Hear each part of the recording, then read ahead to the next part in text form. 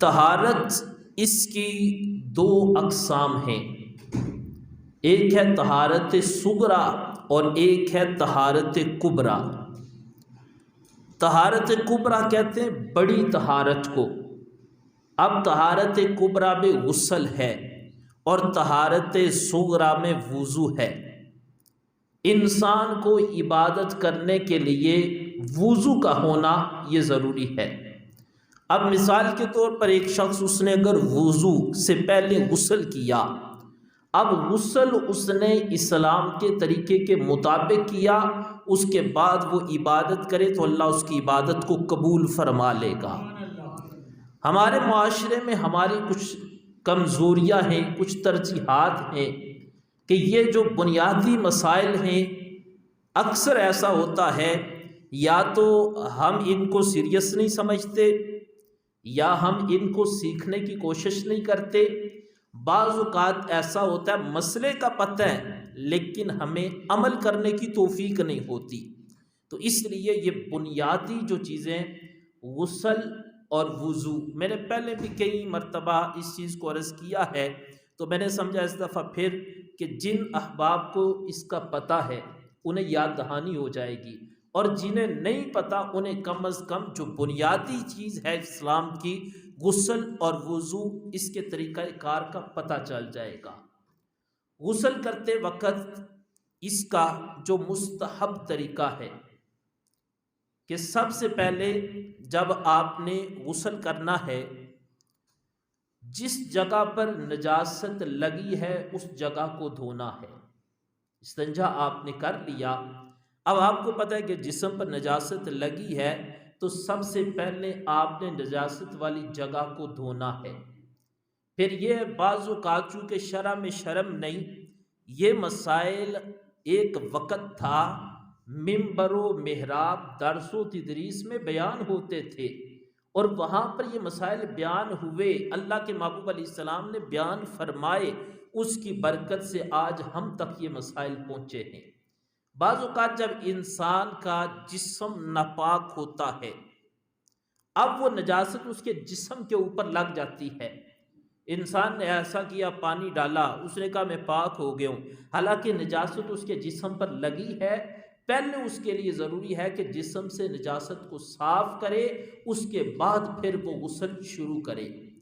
اب استنجا کرنے کے بعد نجاست کو دھونے کے بعد انسان جس طرح عام طور پر نماز کے لیے وضو کرتا ہے اس طرح وہ وضو کرے۔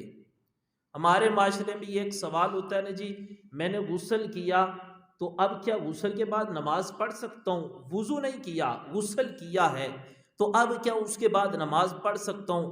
تو کئی لوگ کہہ دیتے ہیں جی نہیں غسل کیا ہے تو نماز ہوگی نہیں، وضو جو نہیں کیا۔ تو اس لیے غسل کا اصل طریقہ یہ ہے کہ پہلے بندہ وضو کرے اور پھر غسل کرے۔ یہ ہے حضور اکرم صلی اللہ علیہ وآلہ وصحبہ وسلم کا بتایا ہوا انداز کہ جب نجاست صاف کی اس کے بعد پہلے اچھے طریقے سے وضو کریں اور پھر غسل کریں۔ اب وضو کا تو ہر انسان کو اندازہ ہے کہ ہاتھ دھونے پڑتے ہیں، پھر انسان کلی کرتا ہے، ناک میں پانی ڈالتا ہے، یہ تمام چیزیں، لیکن جس وقت آپ نے فرض غسل کرنا ہے اس وقت زیادہ احتیاط کرنی ہے کہ اگر آپ کا فرض غسل صحیح نہیں ہوگا نہ آپ کا وضو ہوگا نہ آپ کی نماز ہوگی۔ جب انسان کا غسل نہیں ہوتا تو انسان غسل کے بغیر ناپاک ہوتا ہے۔ اور پھر یہ ہے کہ جب غسل فرض ہو، ہمارے ہاں چونکہ نوجوان بیٹھیں تو یہ چیزیں سکھانا بھی ہمارا فرض ہے، ہم اکثر اس میں سستی کر دیتے ہیں۔ غسل فرض ہوا، چلیں جی لیٹ کر لیں گے، تاخیر کے ساتھ کر لیں گے، سردیاں ہیں تو پانی گرم ہوگا تو پھر کر لیں گے، گرمیاں ہیں تو کہتے ہیں جی ہم فلاں جگہ پر جا کر کر لیں گے۔ رسول کریم صلی اللہ علیہ وآلہ وصحبہ وسلم نے فرمایا جان بوجھ کر وہ پاک نہیں ہوتا، فرمایا اس گھر کے اندر اللہ کے فرشتے داخل نہیں ہوتے۔ اتنی وعید ہے، اس لیے جب بھی غسل فرض ہو تو سب سے پہلا یہ کام کریں کہ فرض کو ادا کریں۔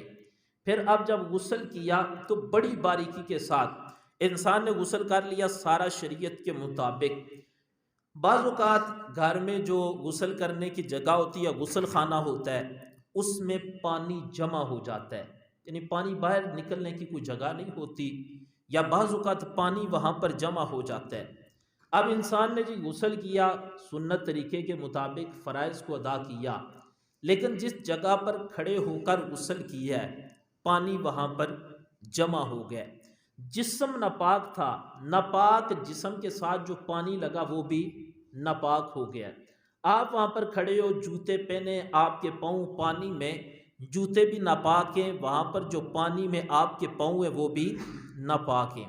اس کا طریقہ یہ ہے کہ تھوڑی سی سائڈ پر ہو کر، اگر وہاں پر پانی جمع سائڈ پر ہو جائیں اور اچھے طریقے سے اپنے جوتے اور اپنے پاؤں کو دھو لیں، تاکہ ناپاک پانی سے سائڈ پہ ہو کر جب آپ جوتے اور پاؤں کو دھوئیں گے تو جوتے اور پاؤں بھی پاک ہو جائیں گے۔ پھر اس کے بعد آپ اپنا لباس پہن لیں۔ اگر ایسا ہوا کہ وہ جو آپ پانی میں کھڑے تھے وہیں سے آپ باہر آئے، جوتا بھی ہے، پاؤں بھی ہیں، آپ نے شلوار پہنی ہے، تو اب آپ کی شلوار بھی ناپاک ہو جائے گی، خواہ وہ شلوار ہو خواہ وہ تہبند ہو۔ میں نے آپ کے سامنے عرض کیا ہے، کوشش کریں کہ اس پر ہم عمل کریں۔ اس میں اگر کوئی کمی رہ گئی ہو یا کوئی بات بندے کو بعض اوقات سمجھ نہیں آتی، بعض اوقات جو چیز ہوتی ہے بندہ بندوں میں پوچھ نہیں سکتا، شرماتا ہے، تو جمعے کی نماز کے بعد یا جب بھی کبھی دل کرے، یہ جو بنیادی مسائل ہیں کوشش کیا کریں ان کو سمجھیں اور ان پر ہم عمل کریں۔ اسی طرح اس کے بعد ہے وضو۔ اب وضو رسول کریم صلی اللہ علیہ وآلہ وصحبہ وسلم نے فرمایا نماز جنت کی چابی ہے، نماز جنت کی چابی ہے۔ عرض کی محبوب نماز کی چابی کیا ہے؟ رسول اللہ صلی اللہ علیہ وسلم نے فرمایا نماز کی چابی وضو ہے۔ اب جس نے جنت حاصل کرنی ہے نماز پڑھے اور نماز سے پہلے وہ وضو کرے۔ فرمایا جس نے اچھے طریقے سے وضو کیا، نماز پڑھی، اللہ تعالیٰ اس کی نماز کو اپنی بارگاہ میں قبول فرما لے گا۔ کہ سب سے پہلے دونوں ہاتھوں کو 3 مرتبہ دھوئیں، دونوں ہاتھوں کو 3 مرتبہ۔ رسول اللہ صلی اللہ علیہ وسلم نے فرمایا جس نے 1 مرتبہ دھویا اس کا بھی وضو ہو جائے گا، لیکن فرمایا 3 مرتبہ دھونا یہ اللہ کے نبیوں کا طریقہ کار ہے، اور حضور نے نبیوں والا طریقہ اپنے امتیوں کو عطا فرمایا ہے۔ رسول کریم صلی اللہ علیہ وسلم کے پیارے صحابی حضرت سیدنا عثمان غنی رضی اللہ تعالی عنہ، آپ نے ایک بلند جگہ پر بیٹھے اور بیٹھ کر آپ نے وضو کیا۔ وضو کر کے حضرت عثمان غنی نے تبسم فرمایا، مسکرائے، مسکرا کر پوچھا صحابہ تمہیں پتہ ہے میں نے وضو کیا پھر مسکرایا ہوں، اور میں کس لیے مسکرایا ہوں؟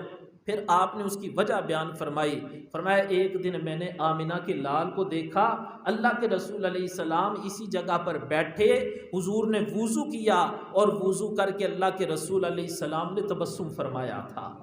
فرمایا حضور مسکرائے تھے میں بھی آج مسکرایا ہوں۔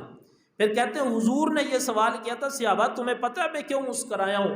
تو صحابہ کرام نے عرض کی واللہ اعلم ورسولہ، محبوب اللہ بہتر جانتا ہے اور اللہ کا رسول بہتر جانتا ہے۔ اب حضور علیہ السلام نے فرمایا صحابہ میں اس لیے مسکرایا ہوں، میں نے وضو کیا، فرمایا جو میرا امتی نماز کے لیے وضو کرے گا جب وہ اپنا چہرہ دھوئے گا اللہ تعالیٰ اس کے چہرے کے گناہوں کو معاف فرما دے گا۔ فرمایا جب وہ اپنے ہاتھ دھوئے گا اللہ اس کے ہاتھوں کے گناہوں کو معاف فرما دے گا۔ فرمایا جب وہ اپنے سر کا مسح کرے گا اللہ تعالیٰ اس کے سر کے گناہوں کو معاف فرما دے گا۔ پھر حضور نے فرمایا جب وہ اپنے پاؤں کو دھوئے گا اللہ تعالیٰ اس کے پاؤں کے گناہوں کو معاف فرما دے گا۔ یہ ہے فائدہ اسلام پر عمل کرنے کا۔ میں اکثر کہا کرتا ہوں نماز میں رب نے بڑی برکتیں رکھی ہیں، نماز ہے ہی برکت ہی برکت ہے، لیکن قربان جاؤں جس اسلام کا کلمہ میں نے اور آپ نے پڑھا ہے اس اسلام میں بندہ جب وضو کرتا ہے اللہ اس کے گناہوں کو معاف فرما دیتا ہے۔ پھر حضور اکرم صلی اللہ علیہ وسلم نے اپنی امت کو طریقے ارشاد فرمائے، فرمایا میرے طریقوں پر چلو گے تو اللہ تمہارے لیے آسانیاں پیدا کرے گا۔ آج کے اس دور میں نے سائنس نے بڑی ترقی کی ہے، کرونا وائرس آیا، کہا جی کیسے بچ سکتے ہیں؟ کہنے لگے بار بار ہاتھوں کو دھوئیں، چہرے کو دھوئیں، اس طرح کریں بچ جائیں گے۔ میں نے کہا سائنس آج بتا رہی ہے، میرے اور تمہارے نبی نے 1450 سال پہلے اپنی امت کو یہ طریقہ ارشاد فرمایا ہے۔ پھر حضور نے فرمایا میرے طریقے پر عمل کرو گے کہ کھانا کھاؤ تو پہلے وضو کر لو، اس کی برکت کیا ہوگی؟ فرمایا اللہ تعالیٰ اس کی برکت سے تمہیں بیماریوں سے نجات عطا فرمائے گا۔ حضرت سیدنا انس رضی اللہ تعالیٰ عنہ، اللہ کے رسول علیہ السلام نے فرمایا اے میرے بیٹے انس، انس کی تو شان ہی بڑی نرالی ہے، کیونکہ حضرت انس 10 سال حضور کی خدمت میں مصروف رہے۔ اب حضرت انس کو حضور نے فرمایا میرے بیٹے انس قربان جائیں جن کو اللہ کے نبی اپنا بیٹا فرما رہے ہیں۔ فرمایا میرے بیٹے انس اگر تم استطاعت رکھو تو ہمیشہ بوضو رہو۔ فرمایا ملے گا کیا؟ فرمایا جب ملک الموت تمہاری روح کو قبض کرے گا، جو میرا امتی ہمیشہ باوضو رہے گا، اگر وضو کی حالت میں اس کو موت آئے گی، اللہ تعالیٰ اس کو شہادت کی موت کا ثواب عطا فرمائے گا۔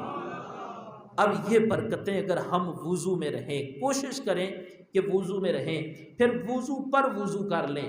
اللہ کے رسول علیہ السلام نے فرمایا کہ ایک دن حضرت بلال حبشی رضی اللہ تعالیٰ عنہ، نماز فجر کا وقت ہے، حضور نے نماز پڑھائی، دیکھا سامنے بلال ہیں، وہ بلال ہیں کہ جس بلال کو اللہ کے رسول نے اتنی شان عطا فرمائی ہے۔ اب حضور نے جب اپنے پیارے بلال کو دیکھا نا، حضور نے فرمایا بلال میرے قریب آؤ۔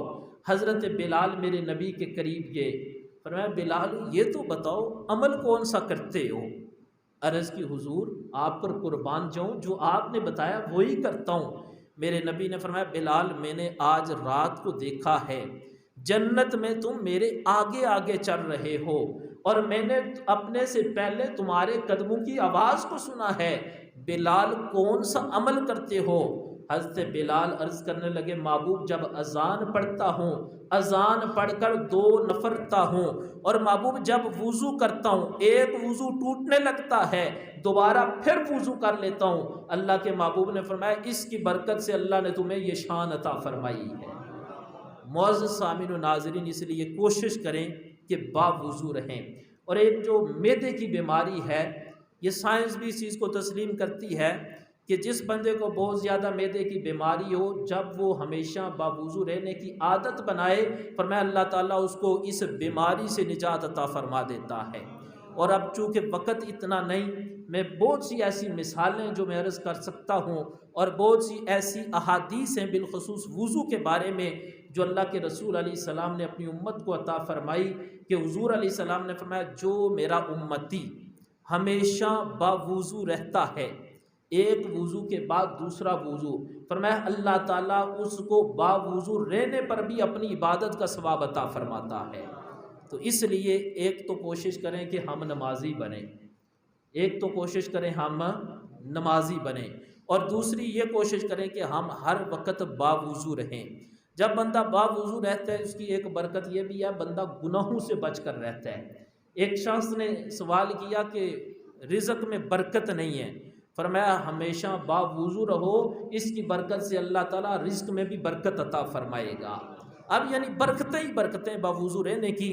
تو 2 چیزیں، ایک تو میں نے غسل کا طریقہ بیان کیا ہے، دوسرا میں نے وضو کا طریقہ بیان کیا ہے، اور تیسرا باوضو رہنے کے فضائل بیان کیے۔